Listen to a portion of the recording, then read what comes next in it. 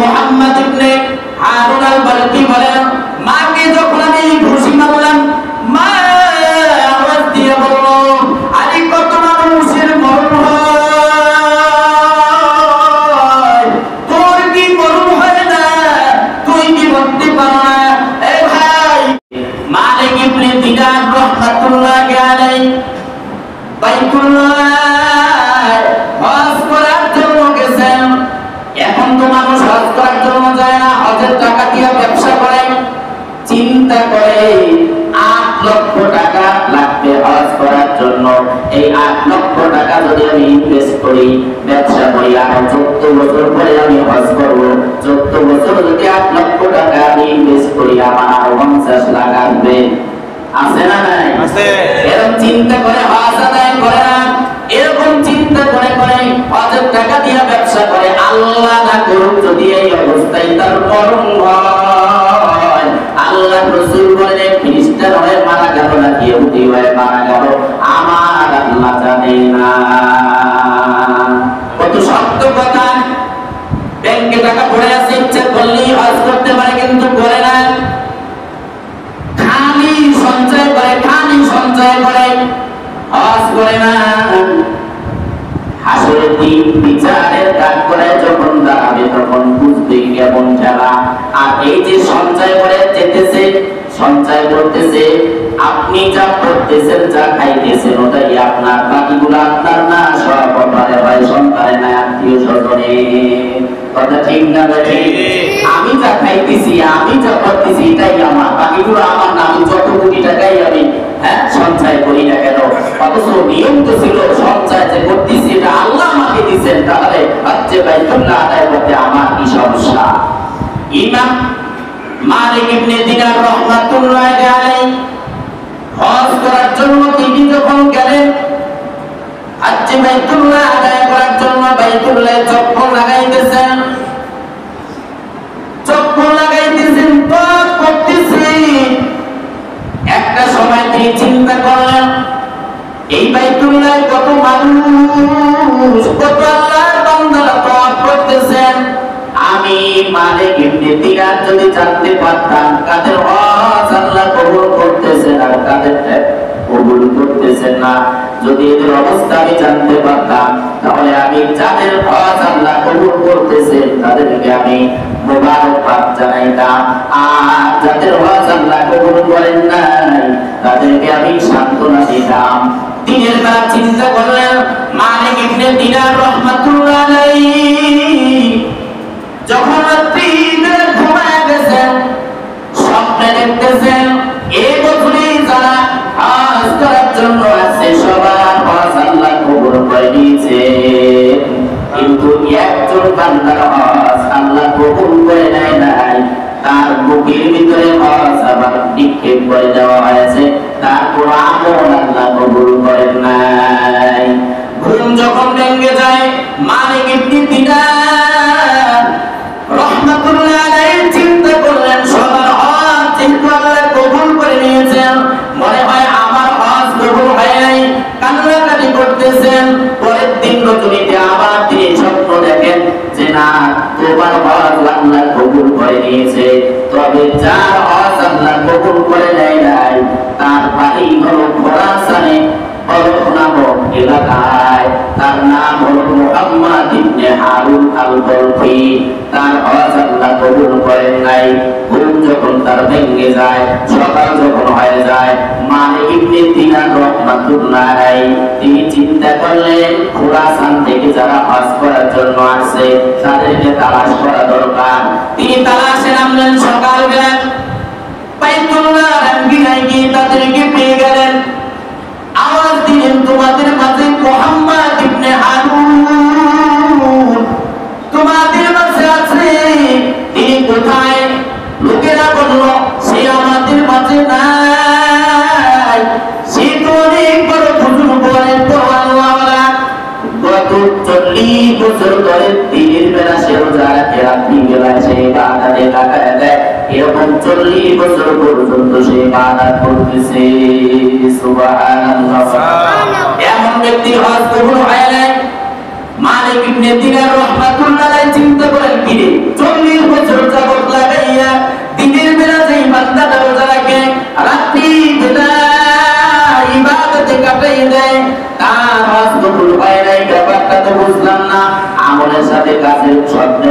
মিল পাইতেছি না, আচ্ছা লোকটা কোথায়? লোকেরা বলল সে মানুষের মাঝে অবস্থান তেমন করে না, সে সবসময় বিরাট ভূমিতে অবস্থান করে, লোকালয় ছেড়ে দূরে গিয়ে সে ইবাদতে কাটায়। আপনি মক্কা আরবে আছেন, সে বিরাট ভূমিতে তালাশ করেন, হয়তো পেয়ে যাবেন। মালিক ইবনে দিনার বলেন, আমি তালাশ শুরু করলাম, এক জায়গায় গিয়ে দেখি একটা বিরাট দেয়াল, দেয়ালের পাশে একটা লোক দাঁড়াইয়া ইবাদত করতেছে, নামাজ আদায় করতেছে। আমি লোকটার দিকে তাকায় দেখি লোকটা ডান হাত কাটা, তার গলার সাথে ডান হাতটা ঝুলন্ত এবং তার গলা দিয়ে একটা শিকল, দুই পা বাঁধা অবস্থায় নামাজ আদায় করতেছে। নামাজ যখন শেষ হয়ে গেল আমি আওয়াজ দিলাম, সালাম দিলাম। সালামের পরে আমি জিজ্ঞাসা করলাম, কি বাবা আপনি ইবাদত করতেছেন, অথচ আমি স্বপ্ন দেখেছি যে আপনার হজ আল্লাহ কবুল করেন না, এই ব্যাপারটা কি? এই কথা যখন তাকে বলা হলো, মুহাম্মদ ইবনে হারুন কান্না শুরু করে দিয়েছেন। কান্না করে করে তিনি বললেন, ভাই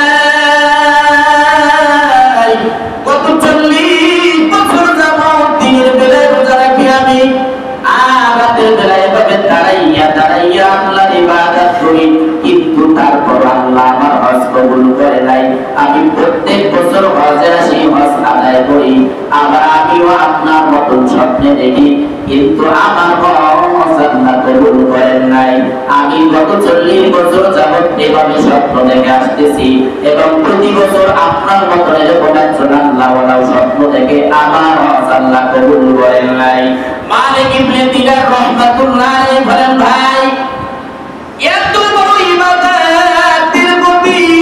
দীর্ঘ বছর লাগাইয়া ইবাদত করতেছে, আল্লাহ কবুল করেন নাই আপনার হজ, তার কারণটা কি? এমন কি অপরাধ আপনার জীবনে আছে যেই অপরাধের কারণে আপনার হজ, আপনার ইবাদত আল্লাহ কবুল করতেছে না? তখন মুহাম্মদ ইবনে হারুন আল-বলখি কান্না করে বলেন, ভাই বলতে আমার কোনো সমস্যা নাই, আপনি ভালো করে শুনেন।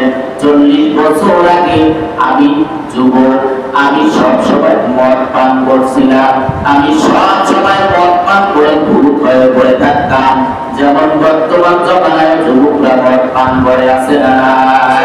মুমিনুল খবর জাহান্নাম জান্নাত তার জন্য হারাম। এ ভাই যারা মদ পান করতেছেন জান্নাত আপনার জন্য হারাম বলছেন রাসূল, আমি বলি নাই, আলেমরা বলে নাই, রাসূল বলছেন জান্নাত আপনার জন্য হারাম।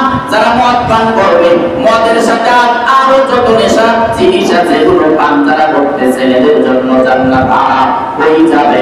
পৃথিবীর চতুর্পাশে আছে সাগর, পালানোর কোনো সুযোগ নাই, মরণ থেকেও পালাতে পারবেন না, মরতে হবে, কবরে যেতে হবে, পালানোর কোনো সুযোগ নাই। মদ খেয়ে যদি কবরে যান, আল্লাহ না করুক, জান্নাতে আপনার জায়গা হবে না। তো মুহাম্মদ ইবনে হারুন আল-বলখি বলেন, মদ পান করাটা আমার এমন অভ্যাসে পরিণত হয়ে যায়। এ মালিক ইবনে দিনার, একদিন আমি মদ পান করে যখন বাড়িতে আসি, আমার মা আমাকে বলে, কিরে আজকের শাবানের শেষ দিন, আগামীকাল মানুষ রোজা পালন করবে, আজকের মদ খেয়ে আসছো, তোর কপালে খারাপই আছে। তখন আমার ভিতরে মায়ের কথাটা এতটা হিট লাগছে, আমি আর সহ্য করতে পারি নাই, সাথে সাথে মাকে আমি একটা খুশি মেরে দিলাম। নাউজুবিল্লাহ। এজন্য মদ পান যারা করে, দ্বিতীয় লক্ষণ গুনাহ হলো মানুষের উপরে অত্যাচার করে এবং জেনায় লিপ্ত হয়, ঠিক না বেঠি? আরে মদ পান করার পরে নারী ছাড়া চলে না, কথা ঠিক না বেঠি? তো মুহাম্মদ ইবনে হারুন আল-বলখি বলেন, মাকে যখন আমি খুশি মারলাম, মা আওয়াজ দিয়ে বলল, আরে কত মানুষের মরণ হয়, তোর কি মরণ হয় না? তুই কি মরতে পারো না? এ ভাই, মায়ের সন্তান এখানে যারা আছে খোদার কসম করে মসজিদের ভিতরে বসে আপনাদের সামনে একটা কথা বলি, মা যদি কোনো সন্তানের জন্য বদদোয়া করে তার সাথে সাথে লেগে যাবে, তার সাথে সাথে লেগে যাবে, ফিরানের কোনো কায়দা নাই। মা যখন তাকে এই কথা বললো, আমাকে যখন এই কথা বললো, মুহাম্মদ ইবনে হারুন আল-বালখি বলেন, আমি আর সহ্য করতে পারি নাই, আমার তো মাথা ঠিক নাই, আমার পিঠে কাজ করে নাই। মা ছিল একটা উনুনের সামনে বসা, চুলার সামনে বসা, আমি মাকে ধরে ওই চুলার ভিতরে নিক্ষেপ করে দেই। এই পর্যন্তই আমার মনে আছে। এরপরে আমার স্ত্রী ছিল আমার চাচাতো বোন, আমার স্ত্রী আমার একটা কামরার ভিতরে ঢুকাইয়া বাহির থেকে দরজা লাগায়া যায়। ফজরের আগে যখন আমার সেন্স ঠিক হয়ে যায়, যখন মদের নেশা কেটে যায়, ঘুম থেকে যখন আমি উঠি, আওয়াজ দিই দরজায়, নক করার পর বাহির থেকে আমার স্ত্রী বলেন, কি ব্যাপার, এখন কি সজাগ হয়েছেন? আমার স্ত্রীর আওয়াজটা শোনার পর আমার হৃদয়ের ভিতরে ধাক্কা লাগলো। কখনোই আমার স্ত্রী আমার সাথে খারাপ ব্যবহার করে না, আজকের কেন এমন কথা বলতেছে? সাথে সাথে আমি বললাম, কি ব্যাপার, কি হয়েছে? পরিস্থিতি তুমি তো এমনটা করে ফেলেছো, তোমার মা দুনিয়াতে আর নাই, শেষ হয়ে গেছে, ইন্তেকাল হয়ে গেছে। দরজা আমি বারবার ধাক্কাইতেছি, আমার স্ত্রী খুলে না। এরপরে আমি দরজাটা ভেঙে ফেলি, ভেঙে আমি দৌড়ে চলে যাই চুলার কাছে, গিয়া দেখি আমার মা খুলে একদম পয়দা হয়ে গেছে। নাউযুবিল্লাহ। মুহাম্মদ ইবনে হারুন আল-বালখি বলেন, মায়ের এই দৃশ্য যখন আমি দেখলাম, আমার জনম দুঃখিনী মা, মায়ের এমন অবস্থা যখন আমি দেখলাম, নিজেকে আর নিয়ন্ত্রণ করতে পারি নাই। সাথে সাথে আমার রুমের দরজার চৌকাঠের উপরে আমার হাতটাকে রেখে বাম হাত দিয়ে ঘুরান নিলাম, এরপরে আবার ডান হাতের উপরে একটা আঘাত করলাম, আমার হাতটা কেটে আলাদা হয়ে গেল। ওই দিন আমি আমার হাতটাকে গলার ভিতরে ঝুলায় ফেললাম। এরপরে শিকলে আমি আমার শাহরের সাথে, এই যে হাতটির সাথে তাদের উপরে হাতটিকে ছিদ্র করে এখানে আমি শিকল লাগাইয়া পায়ে বেঁধে ফেললাম। আমার স্তবর সম্পত্তি সব আল্লাহর রাস্তায় দান করে দিলাম। ওই দিন থেকে আমি বাড়ির থেকে বের হয়ে গেলাম, আল্লাহর সামনে আমি শুধু কান্নাই করতেছি আর ইবাদত করতেছি। ভাই ও মালিক ইবনে দিনার, এই পর্যন্ত 40 বছর হয়ে গেছে, এখনো হজ কবুল করে নাই। এক কপাল পোড়া যারা মাকে কষ্ট দেয়, বাবাকে কষ্ট দেয়, তাদের ইবাদত আল্লাহ কবুল করবেন না। কারণ আল্লাহ নিজে বলেছেন, আমার ইবাদতের পরে সন্তানের কর্তব্য হলো তার পিতা মাতার খেদমত করা। ঠিক না ভাই? তাই মুহাম্মদ ইবনে হারুন আল-বালখি বলেন, 40 বছর পর্যন্ত আমি ইবাদতে কাটায় যাইতেছি, একদিনও ইবাদত আল্লাহ কবুল করেন নাই। তখন ইমাম মালিক ইবনে দিনার রাহমাতুল্লাহ আলাইহি বলেন যে, তোমার উপরে দুর্ভাগা কি আফসোসের কথা তুমি শুনাইলা, আরে তুমি তো দুনিয়াতে আগুন লাগাই দিলা, তোমার মাকে তুমি শেষ করে ফেললা। মালিক ইবনে দিনার পরে আমি চলে আসলাম, রাতে স্বপ্ন দেখলাম, পয়গম্বর আমাকে বলতেছেন, হে মালিক, মানুষকে নিরাশ করে দিও না, ভালো করে শুনে নাও। এই যে মুহাম্মদ ইবনে বালখি হারুনি আল-বালখি রাহমাতুল্লাহ আলাইহি, আল্লাহ তাকে ক্ষমা করে দিয়েছেন, তবে আসরের দিনে তার মাকে হত্যা করার কারণে 3 দিন জাহান্নামে শাস্তি দিবে। তুমি গিয়া তাকে সুসংবাদ জানায় দাও। মালিক ইবনে দিনার বলে, আমি চলে গেলাম ওই মুহাম্মদ ইবনে বালখির কাছে, গিয়া বললাম, ভাই তোমার কোন ইবাদত আল্লাহ কবুল করবেন না, তবে আল্লাহ ক্ষমার ঘোষণা করেছেন, দুনিয়ার 3 দিনের সমান তোমাকে জাহান্নামে দিবে। হাসরের দিনে আল্লাহ তাআলা তিন দিন যখন তুমি জাহান্নামে অবস্থান করবে, তোমার মা তোমার অবস্থা থেকে কান্না শুরু করে দিবে। তোমার মায়ের অন্তরের ভিতরে ধাক্কা লাগবে, আমার সন্তান। আরে সন্তানের পরিচয়ের ভিতরে মায়ের আঘাত লাগে না, মায়া লাগে না, কিন্তু মায়ের পরিচয়ের ভিতরে সন্তানের কিন্তু মায়া লাগে। কথা ঠিক না ঠিক? মা কিন্তু সন্তানকে বলতে পারে না। এখন এমন অবস্থা হয়ে গেছে, মা বাবার 5 সন্তান মিলে 2 জন মা বাবাকে খাওয়াইতে পারে না, ঔষধ দিতে পারে না, খেদমত করতে পারে না, কিন্তু ঠিকই ওই বাবা মাই 5 জন সন্তান, 5 জন সন্তানকে ঔষধ খাওয়াইয়া লালন পালন করাইয়া কাপড় চোপড় দিয়া কিন্তু বড় করছে। কথা ঠিক না ঠিক? এখন ভাই যারা বাবা মার সাথে খারাপ আচরণ করে, 2টা অপরাধ এমন আছে যেই অপরাধের শাস্তি না দিয়ে আল্লাহ কবরে নিবে না। 1 নাম্বার হলো গুনাহগার সন্তান। যেই গুনাহগার সন্তান তার পিতা মাতার সাথে খারাপ আচরণ করে, এই সন্তানদেরকে দুনিয়াতে শাস্তি না দিয়ে আল্লাহ কবরে নিবে না। 2 নাম্বার হলো জালেম, যে মানুষের উপর জুলুম করেছে, এই জালেমকে আল্লাহ শাস্তি না দিয়ে আল্লাহ কবরে নিবেন না। মালিক ইবনে দিনার বলেন, আমি তাকে গিয়ে সুসংবাদ যখন দিয়া দিলাম, সুসংবাদ দেওয়ার পর ওই লোকটা চিৎকার কি ইন্তেকাল হয়ে যায়, আমি তার জানাজায় শরীক হয়ে যাই। এরপরে এই ঘটনা শেষ। এই ঘটনা থেকে আমি 2টা মেসেজ দিলাম। একটা হলো এমন 2 অপরাধ, সেই 2 অপরাধ জমিয়ে ঘটলে আল্লাহ শাস্তি দিবেন।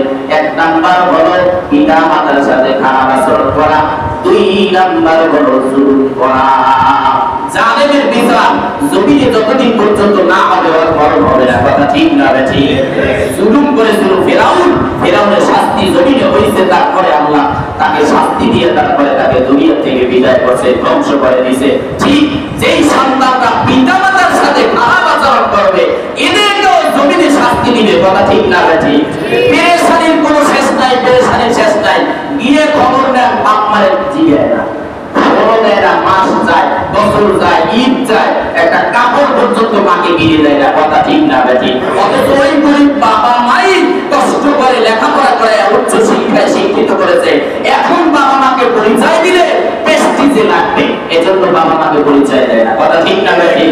মানুষ যদি খবর দেয় আপনার মা অসুস্থ হয়, বৃদ্ধাশ্রমে পাঠাও। এজন্য বলি কোরআন সন্তানকে কোরআন শিক্ষা দেন, এমন শিক্ষায় শিক্ষিত করেন যে শিক্ষা শিক্ষিত হলে সন্তান পিতা মাতাকে ভুলবে না। কথা ঠিক না ঠিক? রাজি আছি তো ইনশাআল্লাহ?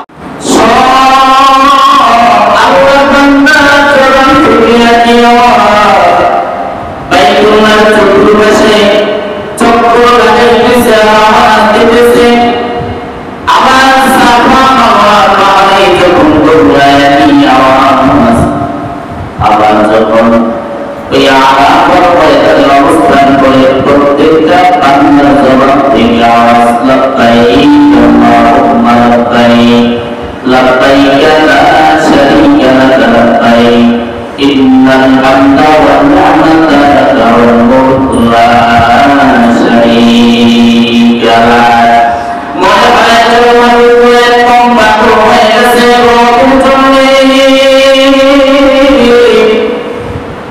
কারণ যে আমাকে সৃষ্টি করেছে আমরা দেখি নাই, রূহের জগতে আল্লাহ সমস্ত মানবগুলো রূহগুলোকে সৃষ্টি করে আল্লাহ তাআলা ঘোষণা দিলেন, আনাস্তুবি রাব্বিকুম ক্বালু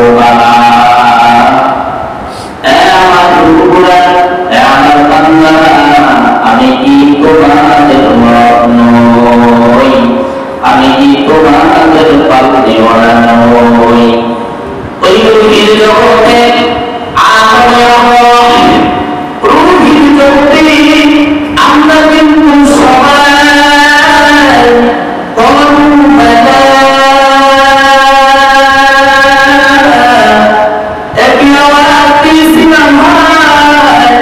আপনি আমাদের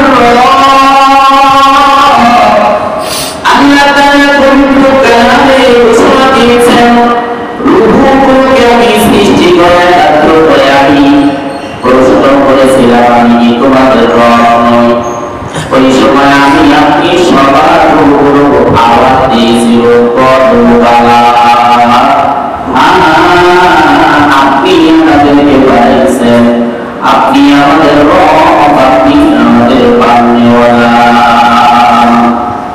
কেন এই শিক্ষা দিলেন আল্লাহ তাআলা? কেন এই শিক্ষাটা দিলেন? কেন প্রশ্ন করলেন?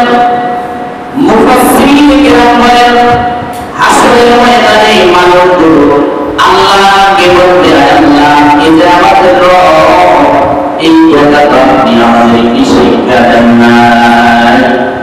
2 নম্বর কথা হলো, দুনিয়াতে যাওয়ার পরে আল্লাহ যে আমাদেরকে সৃষ্টি করেছেন এই কথা যাতে মানুষ ভুলে না যায়, এজন্য আল্লাহ তাআলা রূহ বানাইয়া আবার প্রশ্ন করলেন, আমি কি তোমাদের রব নই?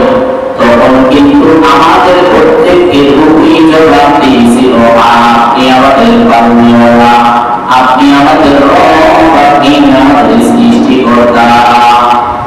এই শিক্ষা দেওয়াটাই যথেষ্ট ছিল আল্লাহর হুকুম মানার জন্য দুনিয়াতে। কিন্তু ভাই, আল্লাহ তাআলা এই শিক্ষার হুকুম জগতে দিয়ে আমাদেরকে দুনিয়াতে পাঠাইয়া সাথে সাথে একটা গাইডলাইন আমাদেরকে দিয়েছেন, কোরআন। পাশাপাশি কোরআন বোঝার জন্য ওই দুনিয়া জগতে যে ঘোষণা আল্লাহ বলেছেন, ওই শিক্ষা প্র্যাকটিক্যালে দেওয়ার জন্য সাথে সাথে আল্লাহ তাআলা অসংখ্য নবী রাসূলদেরকে দুনিয়াতে পাঠিয়েছেন, যাতে বান্দা আসলে এই কথা বলার কোনো সুযোগ না থাকে। আল্লাহ, আপনি যে আমাদেরকে পাঠিয়েছেন দুনিয়াতে আসার পরে আপনার হুকুম মানা যে দরকার, এই কথা যাতে আল্লাহ তাআলার সামনে বান্দা উপস্থাপনা করতে না পারে যে আমরা ভুলে গিয়েছিলাম, আমরা মানতে পারি নাই, আমরা অপারগ হয়ে গিয়েছিলাম, আপনি তো আমাদেরকে সৃষ্টি করেছেন এই কথা শিক্ষা দেন নাই, কোনো নবীও পাঠান নাই, আপনি কোনো গাইডলাইন দেন নাই, এই কথা যাতে মানুষ বলতে না পারে, এজন্য আল্লাহ রূহের জগতেই আল্লাহ আমাদেরকে শিক্ষা দিয়েছে। কিন্তু দুনিয়াতে আসার পরে আমরা সব ভুলে গিয়েছি। রূহের জগতে আল্লাহ সৃষ্টি করে আমাদেরকে রবের পরিচয় দিয়ে দুনিয়াতে পাঠিয়েছেন। দুনিয়াতে আসার পরে আল্লাহ একটা ঘর নির্মাণ করে যাতে বান্দা ওই ঘরের দিকে ফিরে ইবাদত করতে পারে। কোন দিকে ফিরে ইবাদত করবে? সব দিকই তো আল্লাহ বানাইছে, পূর্ব দিকও আল্লাহ বানাইছে, দক্ষিণ দিকও আল্লাহ বানাইছে, উত্তর দিকও আল্লাহ বানাইছে, পশ্চিম দিকটাও আল্লাহ বানাইছে, সব কিছু আল্লাহ বানাইছে। যেদিকে বান্দা ফিরে না গেলে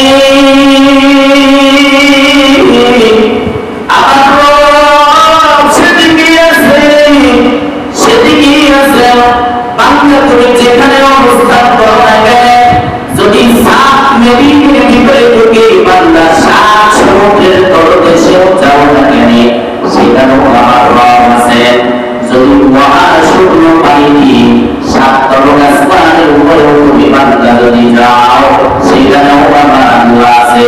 তুমি যেখানে অবস্থান করো না কেন, সেখানেই আমার রব আছে। যদি তুমি চাঁদের দেশে যাও না কেন, সেখানেও আমার রব আছে।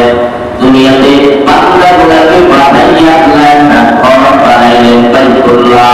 ওই বাইতুল্লাহ আমাদের দিক থেকে পশ্চিম দিকে আছে, এজন্য আমরা পশ্চিম দিকে নামাজ আদায় করি, ইবাদত করি। বাইতুল্লাহ যাদের দিক থেকে উত্তর দিকে, তারা উত্তর দিকে নামাজ আদায় করে। কারণ বাইতুল্লাহ এই করে কেন্দ্র করে দুনিয়াতে আমাদেরকে সৃষ্টি করেছেন।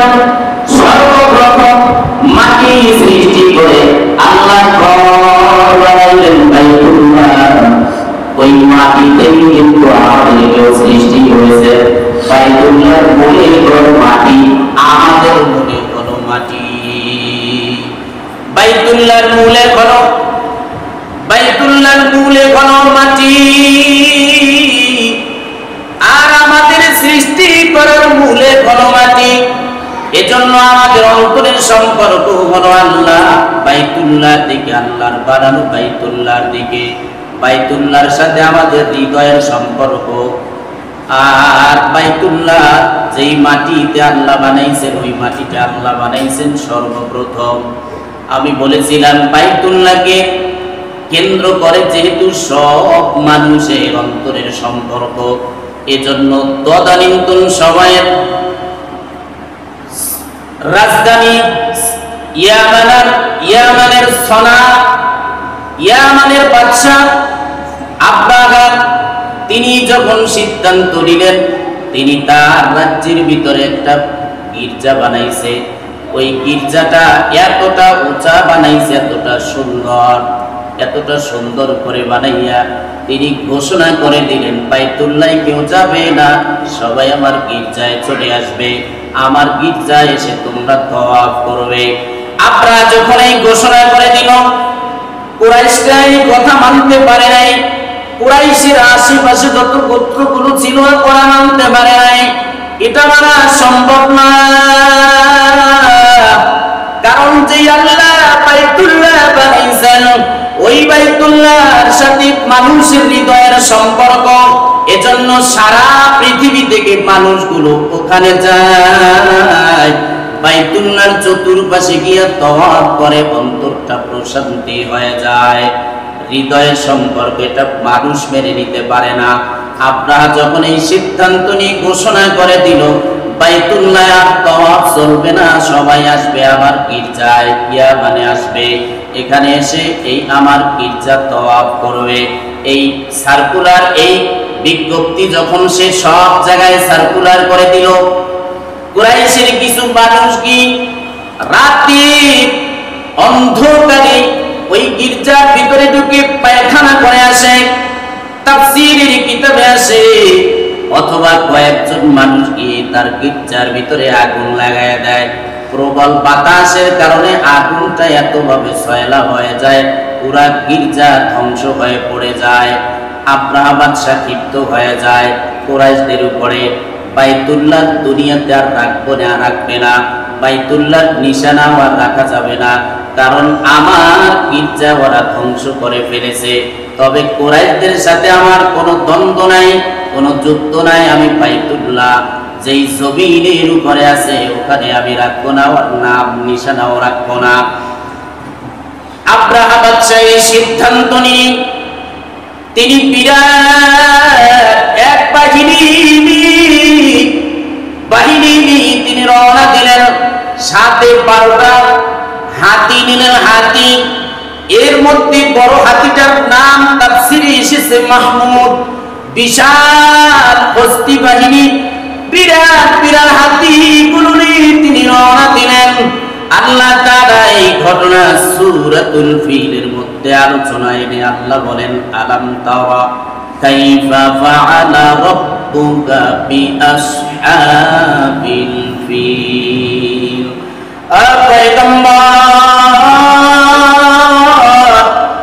আপনি কি দেখেননি আপনার রব হস্তি বাহিনীর সঙ্গে কেমন আচরণ করেছেন?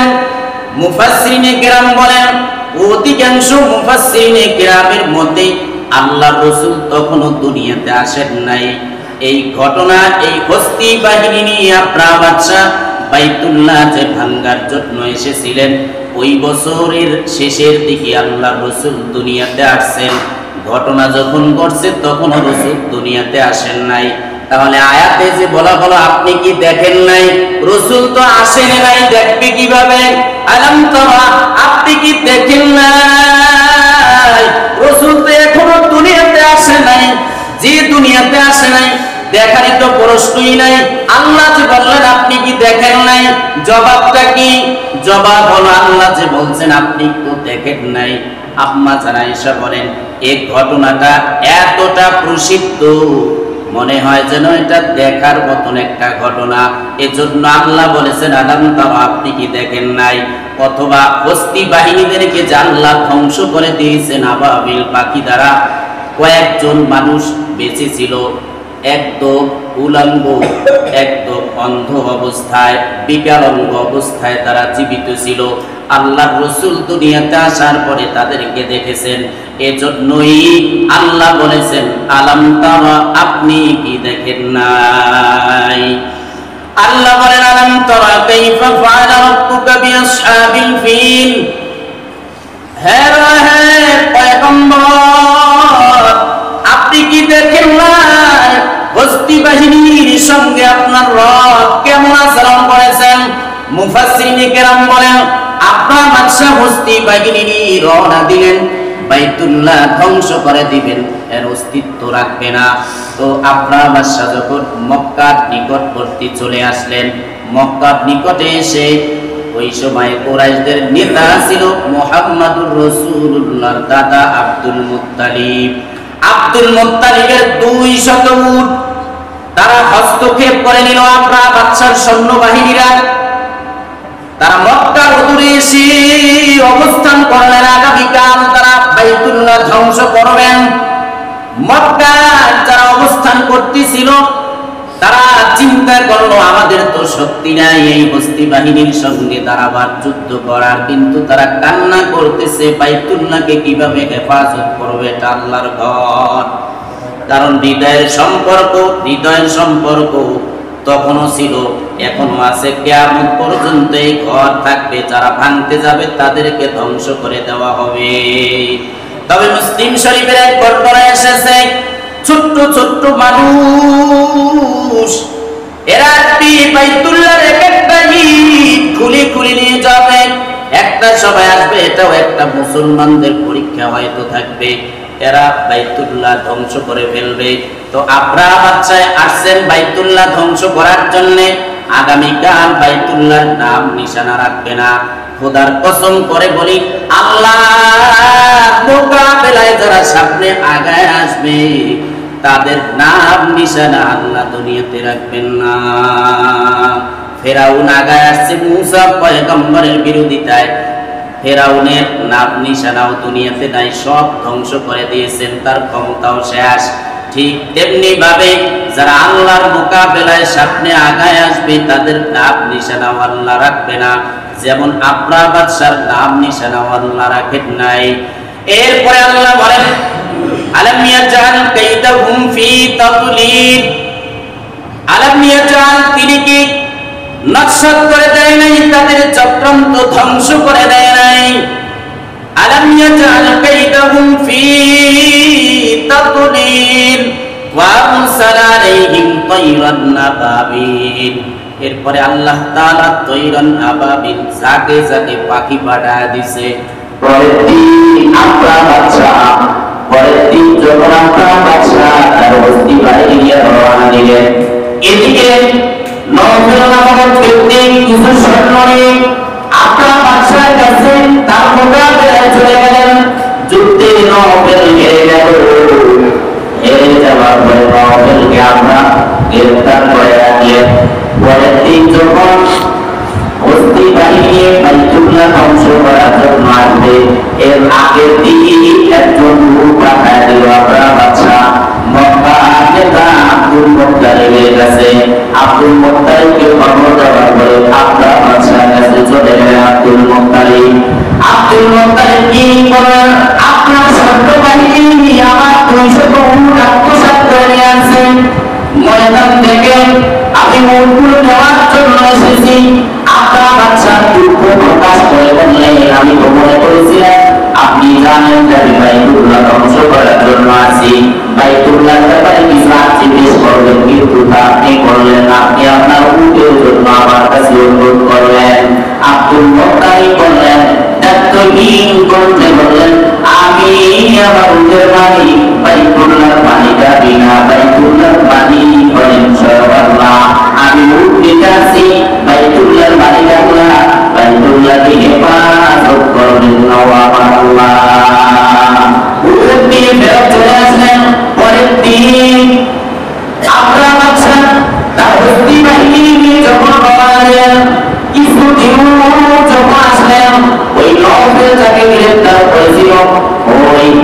হাতি মাহমুদ নামক যে হাতিটা ছিল, ওই হাতিটার কানের কাছে গিয়া বলল, তুমি করতে গিয়ে যাও, বাইতুল্লাহ ধ্বংস তুমি করতেই পারবা না, বাইতুল্লাহ থেকে যেও না, এটা পবিত্র ভূমি, তুমি এখানে বসে পড়ো, না হয় তুমি ফেরত চলে যাও। সাথে সাথে ওই হাতি জমিনের মধ্যে বসে পড়েছে। আপনার সৈন্য এত চেষ্টা করেও হাতিকে উঠাতে পারে নাই, কিন্তু যখন হাতিকে ঘোরাতেছি আমাদের দিকে হাতি উঠে চলতেছে, তারপরেও তারা হাতি নিয়ে সামনে আর অগ্রসর হতে পারে নাই। তাফসীরের কিতাবে এসেছে আল্লাহ তাআলা সমুদ্রের ভিতর থেকে এক ধরনের পাখি, সাকে সাকে পাখি আল্লাহ পাঠায় দিয়েছেন, যেই পাখি কথা আল্লাহ বলে ওয়াহুসার আলাইহিম তয়িরান আবাবিল। তয়িরান আবাবিল মানে হলো সাকে সাকে পাখি। ওই পাখির ঠোঁট হলো, পাখি যেমন ঠোঁট হয় এরকম, আর তার নখ পুরো হলো কুকুরের মতো, এরকম এক পায়ের ভিতরে একটা কঙ্কর, দুই পায়ের ভিতরে দুইটা কঙ্কর, আর বুকের ভিতরে একটা কঙ্কর নিয়ে এরকম যাকে যাকে পাখি নিয়ে সে মাথার উপরে দাঁড়িয়ে গেছে। আর একদল আসে যেরকম সৈন্য বাহিনী, একদল সামনে যায়, পিছনে আরো রয়ে গেছে, এরাও যখন আসে সব সৈন্য বাহিনী যখন তাড়াতাড়ি করে এসে এসে জমা হয়, এরপর যুদ্ধ শুরু হয়। ঠিক আল্লাহ তাআলা জাকির জাতি বলে পাখি যখন পাঠায় দিলেন, মাথার উপরে সব সৈন্য বাহিনীর মাথার উপরে যখন চলে আসলো, মাথার উপরে এসে আল্লাহ তাআলা বলেন ওয়াহুসার আলাইহিম তয়িরান আবাবিল তারমিহিম বিহিজারাতিন মিন সিজিল। পাথর কঙ্কর বিশিষ্ট ধনে শুকনা পাথর প্রস্তর, অর্থাৎ পাথর এক একটা ঠোঁটের ভিতরে পাথর, পায়ের দুই পায়ের ভিতরে দুইটা পাথর, তিনটা পাথর একটা পাতিতে নিয়ে এসে প্রত্যেকটা সৈন্যর উপরে দাঁড়ায় গেছে, মাথার উপরে। যখন সব পাখিগুলো চলে আসলো, ওই কঙ্করের ভিতরে প্রত্যেক সৈন্যের নাম পর্যন্ত ছিল। আল্লাহ রাসূল বলেন পাখিগুলো মাথার উপরে এসে ওই কঙ্করগুলো যখন ছেড়ে দিল, সব পাখিরা যখন সৈন্য বাহিনীর মাথার উপরে পাথর নিক্ষেপ করার উপর থেকে, আল্লাহ রাসূল বলেন মাথার উপরে সৈন্যবাহিনীর মাথার উপরে পাথর করে পায়খানা রাস্তা দিয়ে বের হয়ে গেছে। নাউযুবিল্লাহ। ভুলের যেরকম অস্ত্রটি প্রাইভেট দিক যেরকম গুলি করলে সাথে সাথে শরীরের ভিতরে ঢুকে ওপার দিক থেকে বের হয়ে যায়, প্রত্যেকটা পাথর পাখিরা যখন ওপার থেকে নিক্ষেপ করেছে, মাথার উপরে পরে পায়খানা রাস্তা দিয়ে বের হয়ে গেছে। লাউ ছেড়ে লাউ তোমরা করবেন মা কন্যায় গুলো লাউ দিয়ে যখন কাটে সম্পূর্ণ আলাদা হয়ে যায়। আল্লাহ রাসূল বলেন পাখিরা যখন ওই কঙ্করগুলো মাথার উপরে ছেড়ে দিছে, পায়খানা রাস্তা দিয়ে বের হয়ে গেছে, সাথে সাথে দুইটা খণ্ড হয়ে আলাদা হয়ে প্রত্যেকটা সৈন্য জমিয়ে পড়ে গেছে। আল্লাহ বলেন ফাজাআহুম কাশফিন মাকুল।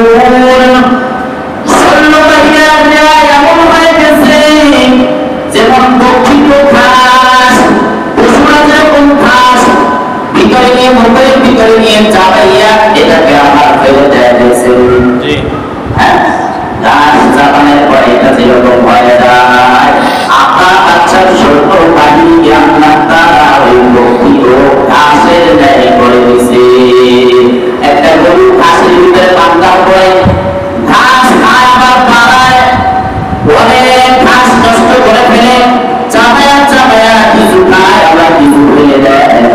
দেখবেন গরুগুলো সারাদিন বান্ধার পরে ঘাসের ভিতরে ঘাস খাওয়ার পরে সন্ধ্যার সময় তার গোয়াল করে যখন নিয়ে আসবে, সারা রাত চাবাইতে থাকে, ঘাস চাবাইতে থাকে।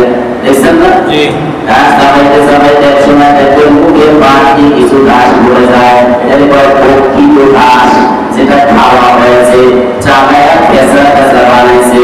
আল্লাহ বলেন ফাজাআহুম কাশফিন মাকুল। মাকুল হয় যেটা খাওয়া হয়েছে, অর্থাৎ প্রকৃত প্রিয় সব ইস্তাদেরকে বানা হয়েছে, সঙ্গে সঙ্গে পাথর নিক্ষেপ করতে দেরি হয়েছে, মাথায় পরে পায়খানা রাস্তা দিয়ে বের হতে দেরি হয় নাই। আপনার বাচ্চা যখন দেখবো যে সব মুহূর্তে শেষ। তাড়াতাড়ি দৌড়াচ্ছি ইয়ামানের দিকে বাঁচার জন্যে, কিন্তু এক একটা পাথর তার শরীরের উপর থেকে পড়তেছে আর শরীরে এক একটা অঙ্গ খুলে পড়ে যাইতেছে। এরকম কিছু দূর যেতে যেতে ইয়ামান শহর পর্যন্ত যখন গেছে, শরীরের ভিতরে তার প্রভু আছে কিন্তু পুরাপুরি নাই, পা নাই, হাত নাই, শরীর অঙ্গ প্রত্যঙ্গ গুলো সব পড়ে গেছে, একটা বস্তুর টুকরার ঘটনা এমন অবস্থায় আছে। এই অবস্থায় সে ইয়ামানে চলে গেছে, তাকে নেওয়া হয়েছে যেখানে। এরপরে কলিজা ফেটে তার ইন্তেকাল হয়ে যায়, সে ধ্বংস হয়ে যায়। বাইতুল্লাহ মোকাবেলায় যা আসবে তাও ধ্বংস হয়ে যাবে। ভারতের ভিতরে বাবরি মসজিদটা ধ্বংস করে দিয়েছে আজকাল, যদি তওবা করে ফিরে না আসে তাও ধ্বংস হয়ে যাবে। ঠিক আছে বাইতুল্লাহ, আরে ভাই ওই ভারতের ভিতরে বাবরি মসজিদ থেকে সেখানে গির্জা, সেখানে মন্দির নির্মাণ করা হয়েছে। আজ হোক কাল হোক ওই হিন্দুস্তান মুসলমানরা আমার শাসন করবেন, তখন ওই মন্দির ভেঙে আবার আমরা সেখানে ওই মসজিদ আমরা নির্মাণ করবো, ওখানে আবার মুসলমানরা নামাজ আদায় করবে। তবে ইতিপূর্বে ঘটনায় বলা গেছে যারা ওই বাবরি মসজিদটা ভাঙছে, যে সর্বপ্রথম বাবরি মসজিদের উপর আঘাত করেছে, সে কিন্তু তওবা করে মুসলমান হয়ে গেছে এবং সে মিশন শুরু করে দিয়েছে যতদিন দুনিয়াতে বেঁচে থাকবে মসজিদ শুধু নির্মাণ করবে। ইতিপূর্বে অসংখ্য মসজিদ তার আত্মার নির্মাণ হয়েছে। এই আর কিছুদিন বাকি নাই, হয়তো আমরা দেখে নাও যেতে পারি এই ভারত আবার মুসলমানরা শাসন করলে পুরা পৃথিবীর মধ্যে একজন মানুষ বাংলা বিরোধী থাকবে না, কোরআন বিরোধী থাকবে না, সব মানুষগুলো আল্লাহমুখী হয়ে যাবে ইনশাআল্লাহ। মাহদী আলাইহিস সালাম আবার আসবেন, কিন্তু তিনি মুসলমানদের সঙ্গে। ওই মাহদী আলাইহিস সালাম আসার পর ঈসা পয়গম্বর আসবেন। 40 বছর পর্যন্ত পৃথিবী শাসন হবে। কোরআন অনুযায়ী একটা বেঈমানের বাচ্চাও বেঁচে থাকবে না, একটা বেঈমানের বাচ্চাও মুসলমান হওয়া ব্যতীত থাকতে পারবে না। সব মুসলমান হয়ে যাবে, সবাই কোরআন অনুযায়ী জীবন যাপন করবে। ওই সময় 40 বছর পর্যন্ত সারা পৃথিবীতে যে ইসলাম অনুযায়ী চলবে, এক একটা ফল এত বড় হবে, আমার এক একটা আনার এত বড় হবে, ওই এলাকার মানুষ একটা আনারের বীজগুলো ফলগুলোকে শেষ করতে পারবে না। ওই আনারের যে সুরা হবে, সুরাটা এটা এত বড় হবে, মনে হয় ছাতা বানানো যাবে, এত বড় পৃথিবী। এর বাস্তবতা আফগানের দিকে তাকান, আফগানের ভিতরে এত ফলগুলো আল্লাহ দিতেছেন, এত নিয়ামত আল্লাহ দিতেছেন, এটা কোরআনের শাসনের বরকত, কথা ঠিক না?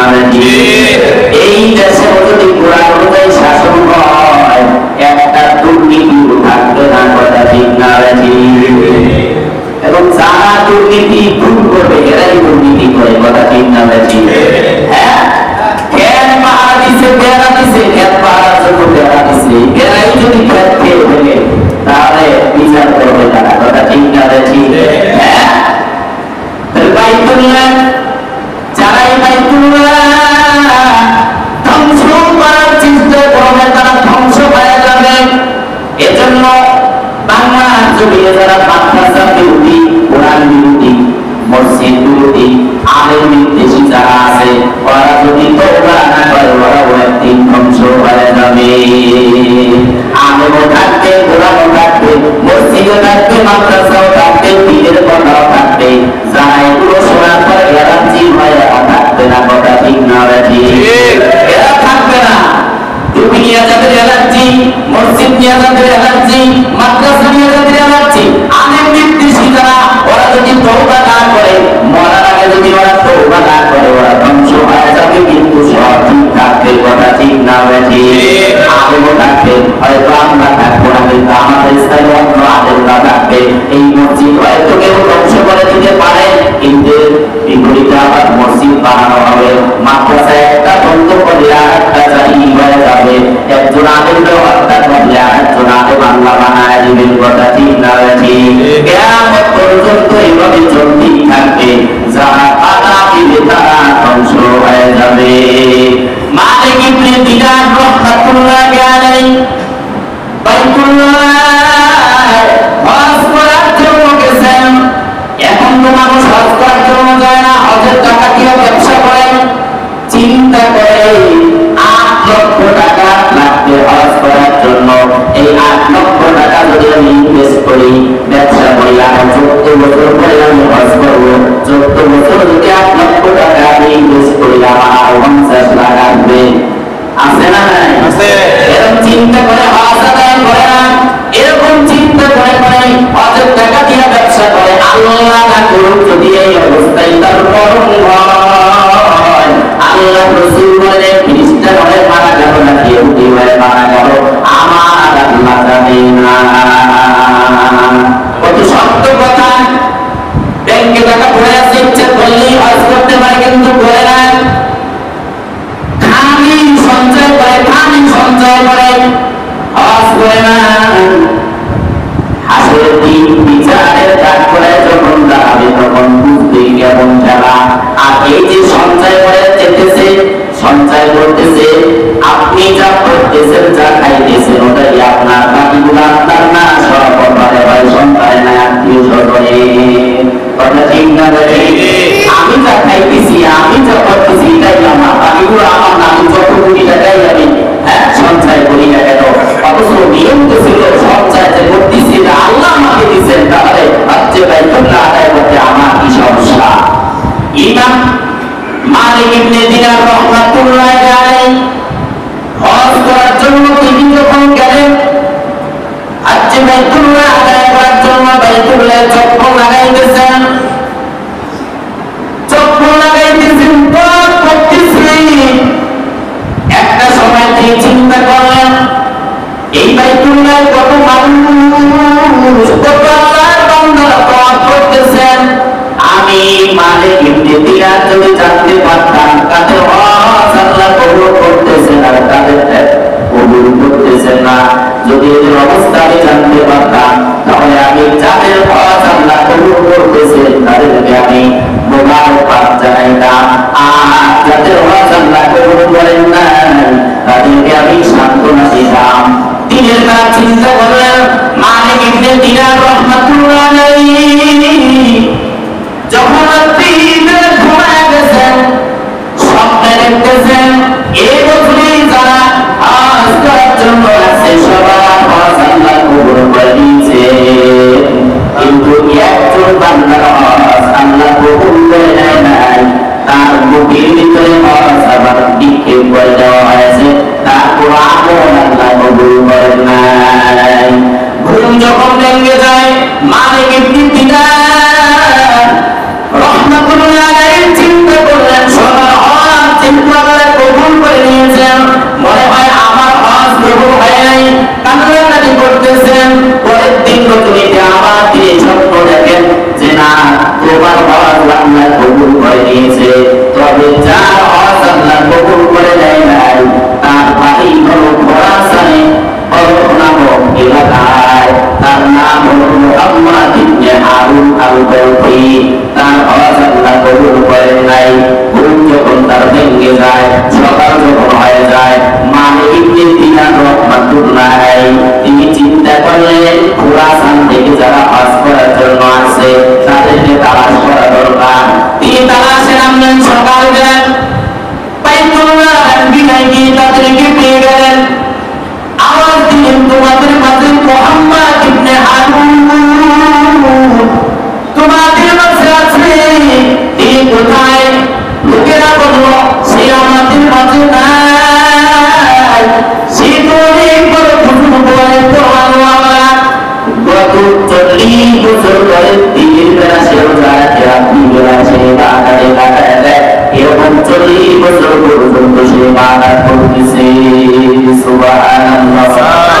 এমন ব্যক্তি হজ কবুল হয় নাই। মালিক ইবনে দিনার রাহমাতুল্লাহি আলাইহি চিন্তা করেন, কি 40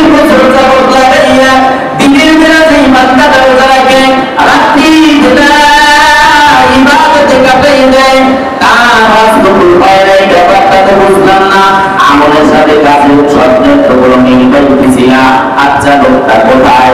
লোকেরা বলল সে মানুষের মাঝে অবস্থান তেমন করে না, সে সবসময় বিরাটভূমিতে অবস্থান করে, লোকালয় ছেড়ে দূরে গিয়ে সে বাড়িতে কাটায়। আপনি মক্কা নদী আছে না, সে বিরাটভূমিতে তালাশ করে হয়তো পেয়ে যাবেন।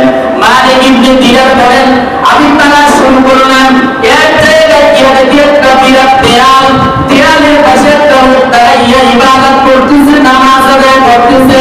আমি লোকটার দিকে তাকায় দেখি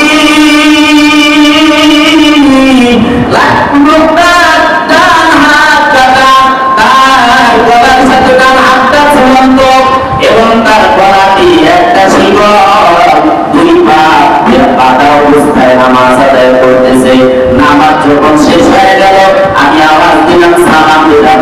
সালামের পরে আমি জিজ্ঞাসা করলাম, কি ব্যাপার, আপনি ইবাদত করতেছেন অথচ আমি স্বপ্ন দেখেছি যে আপনার হজ আল্লাহ কবুল করেন না, ব্যাপারটা কি? এই কথা যখন তাকে বলা হলো, মুহাম্মদ ইবনে হানুন কান্না শুরু করে দিয়েছেন। কান্না করে করে তিনি বললেন, ভাই কত 40 বছর যাবত দিনের বেলায় রোজা রাখি আমি, আর রাতের বেলায় এভাবে দাঁড়াইয়া দাঁড়াইয়া আল্লাহর ইবাদত করি, কিন্তু তারপর আল্লাহ আমার হজ কবুল করে নাই। আমি প্রত্যেক বছর হজে আসি, হজ আদায় করি, আবার আমিও আপনার মতন স্বপ্নে দেখি, কিন্তু আমার হজ আল্লাহ কবুল করেন নাই। আমি গত 40 বছর যাবত এভাবে স্বপ্ন দেখে আসতেছি এবং প্রতি বছর আপনার মতো এরকম একজন আল্লাহওয়ালা স্বপ্ন দেখে আমার হজ আল্লাহ কবুল করেন নাই। মালিক ইবনে দিনার রাহমাতুল্লাহ আলাইহি বলেন, ভাই এত বড় ইবাদত দীর্ঘ বছর লাগাইয়া ইবাদত করতেছে, আল্লাহ কবুল করেন নাই আপনার হজ। তার কারণটা কি? এমন কি অপরাধ আপনার জীবনে আছে যে অপরাধের কারণে আপনার হজ, আপনার ইবাদত আল্লাহ কবুল করতেছে না?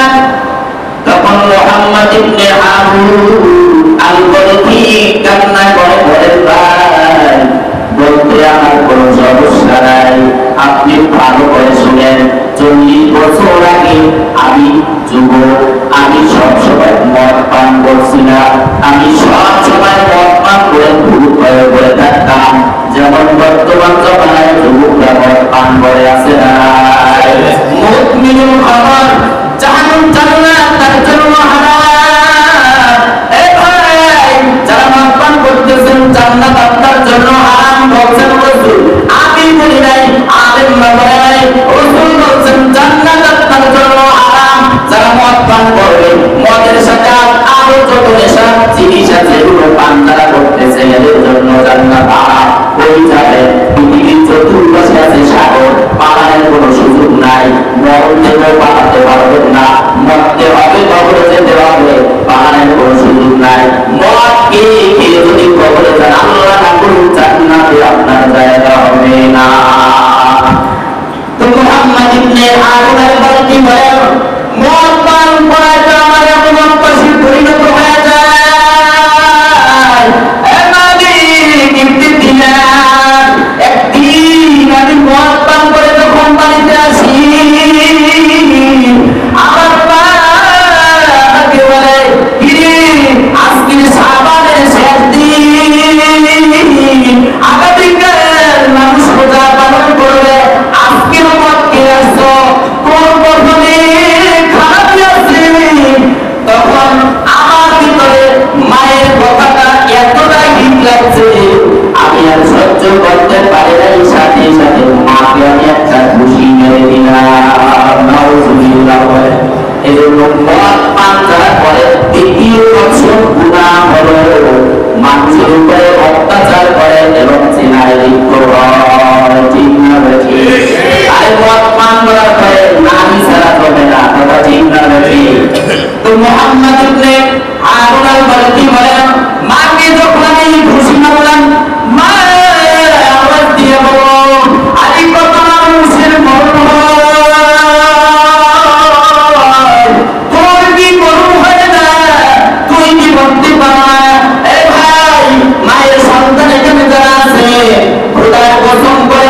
মাটির ভিতরে বসে আপনাদের সামনে একটা কথা বলি, মা যদি কোনো সন্তানের জন্য প্রত্যয় করে তার সাথে সাথে লেগে যাবে, বিড়ালের কোনো কায়দা নাই। মা যখন তাকে এই কথা বললো, আমাকে যখন এই কথা বললো, মুহাম্মদ ইবনে হারুন আল-বালখি বলেন, আমি আর সহ্য করতে পারি নাই, আমার তো মাথা ঠিক নাই, আমার পিঠে কাজ করে নাই। মা ছিল একটা উনুনের সামনে বসা, চুলার সামনে বসা, আমি মাকে ধরে ওই চুলার ভিতরে নিক্ষেপ করে দেই। এই পর্যন্তই আমার মনে আছে। এরপরে আমার স্ত্রী ছিল আমার চাচাতো বোন, আমার স্ত্রী আমার একটা কামরার ভিতরে ঢুকাইয়া বাহির থেকে দরজা লাগায় যায়। ফজরের আগে যখন আমার সেন্স ঠিক হয়ে যায়, যখন মনের নেশা কেটে যায়, ঘুম থেকে যখন আমি উঠি, আওয়াজ দিই দরজায়, নক করার পর বাহির থেকে আমার স্ত্রী বলেন, কি ব্যাপার, এখন কি সজাগ হয়েছেন? আমার স্ত্রীর আওয়াজটা শোনার পর আমার হৃদয়ের ভিতরে ধাক্কা লাগলো। কখনোই আমার স্ত্রী আমার সাথে খারাপ ব্যবহার করে না, আজকের জ্ঞানে এমন কথা বলতেছে। সাথে সাথে আমি বললাম, কি ব্যাপার, কি হয়েছে? পরিস্থিতি তুমি তো এমনটা হয়ে ফেলেছ, তোমার মা শেষ হয়ে গেছে, ইন্তেকাল হয়ে গেছে। দরজা আমি বারবার ধাক্কাইতেছি, আমার স্ত্রী খুলে না। এরপরে আমি দরজাটা ভেঙে ফেলি, ভেঙে আমি দৌড়ে চলে যাই চুলার কাছে। গিয়া দেখি আমার মা খুলে একদম পয়লা হয়ে গেছে। নাউযুবিল্লাহ। মুহাম্মদ ইবনে হারুন আল-বালখি বলেন, মায়ের এই দৃশ্য যখন আমি দেখলাম, আমার জ্বলন্ত পৃথিবী, মায়ের অবস্থা যখন আমি দেখলাম, নিজেকে আর নিয়ন্ত্রণ করতে পারি নাই। সাথে সাথে আবার ঘুমের দরজার চৌকাঠের উপরে আবার হাতটাকে রেখে বাম হাত দিয়ে ঘুরান নিলাম। এরপরে আবার ডান হাতের উপরে একটা আঘাত করলাম, আমার হাতটা কেটে আলাদা হয়ে গেল। ওই দিন আমি আমার হাতটাকে গলার ভিতরে ঝুলায় ফেললাম। এরপরে শিকলে আমি আমার শাহওয়াতের সাথে, এই যে হাতটির সাথে তাদের উপরে হাতটিকে ছিদ্র করে এখানে আমি শিকল লাগাইয়া পায়ে বেঁধে ফেললাম। আমার স্তমার সম্পত্তি সব আল্লাহর রাস্তায় দান করে দিলাম। ওই দিন থেকে আমি বাড়ির থেকে বের হয়ে গেলাম। আল্লাহর সামনে আমি শুধু কামলাই করতেছি আর ইবাদত করতেছি। ভাই ও মালিক ইবনে দিনার, এই পর্যন্ত 40 বছর হয়ে গেছে, এখনো হজ কবুল করে নাই। এক বাবার পুরা যারা মাকে কষ্ট দেয়, বাবাকে কষ্ট দেয়, তাদের ইবাদত আল্লাহ কবুল করবেন না। কারণ আল্লাহ নিজে বলেছেন, আমার ইবাদতের পরে সন্তানের কর্তব্য হলো তার পিতা মাতার খেদমত করা। ঠিক না নাকি? তাই মুহাম্মদ ইবনে হারুন আল-বালখি বলেন, 40 বছর পর্যন্ত আমি ইবাদতে কাটায় যাইতেছি, একদিনও ইবাদত আল্লাহ কবুল করেন নাই।